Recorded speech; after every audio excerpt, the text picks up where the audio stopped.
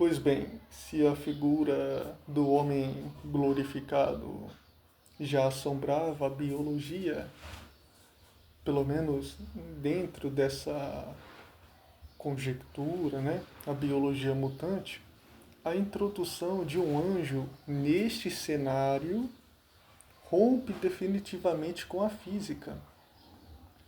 Estamos diante de uma substância puramente intelectual, enquanto o mutante, mesmo o Apocalipse, ele é um prisioneiro do GNX.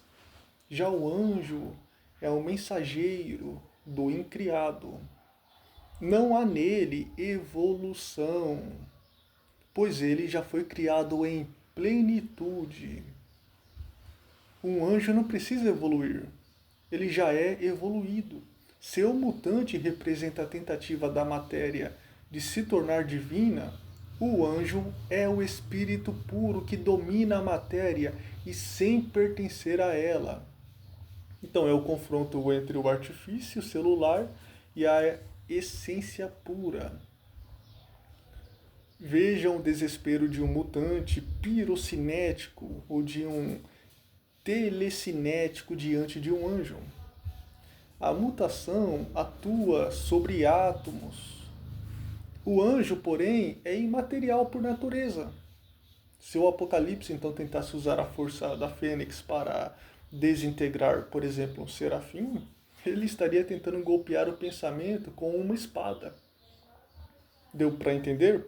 No sentido de que não se desintegra o que não é composto de partes.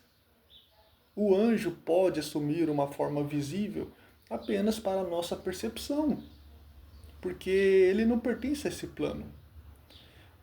Mas essa forma é apenas o veículo de luz. Para um anjo, as leis da gravidade e da ferrugem são inexistentes. Ele não atravessa paredes, ele simplesmente está onde deseja estar. E isso o homem glorificado também terá, pois sua locomoção é um ato de vontade, não de deslocamento espacial. Mas a gente vê isso também na Bíblia em relação ao homem glorificado. Esqueci de fazer essa comparação.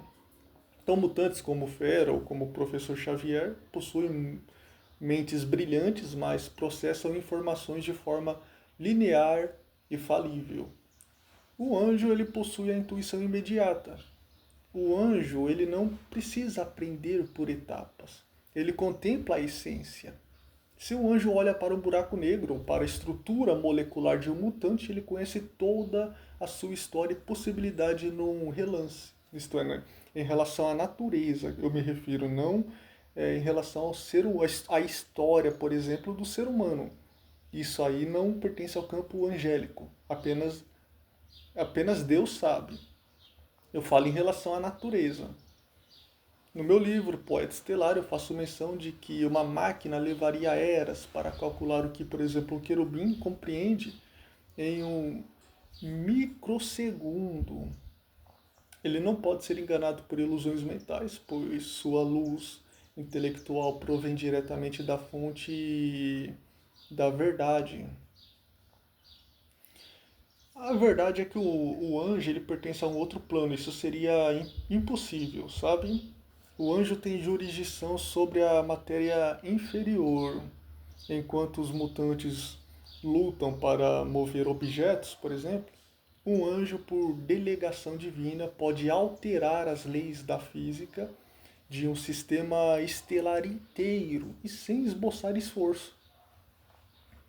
Ele não precisa de tecnologia celestial como o Apocalipse, por exemplo. Ele respira a glória divina. Se o tempo devora as máquinas e oxida o titânio dos robôs, exterminadores, o anjo observa o nascimento e a morte de galáxias como quem observa o cair de uma folha de uma árvore qualquer. Ele é como se fosse o poeta que não precisa de papel, pois sua vontade escreve diretamente na trama da realidade. O mutante é o ápice da biologia nesse contexto, mas o anjo é o ápice da criação, inclusive em relação ao homem glorificado.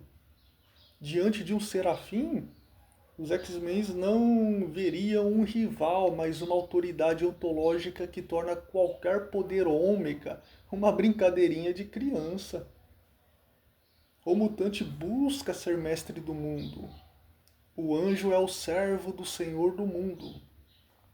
Enquanto a ferrugem consome o exterminador em relação ao corpo do Apocalipse ali, e o tempo apaga o mutante, a gravidade, tudo vai contra ele, o anjo ele permanece como um monumento de luz inteligível, porque o espírito não oxida.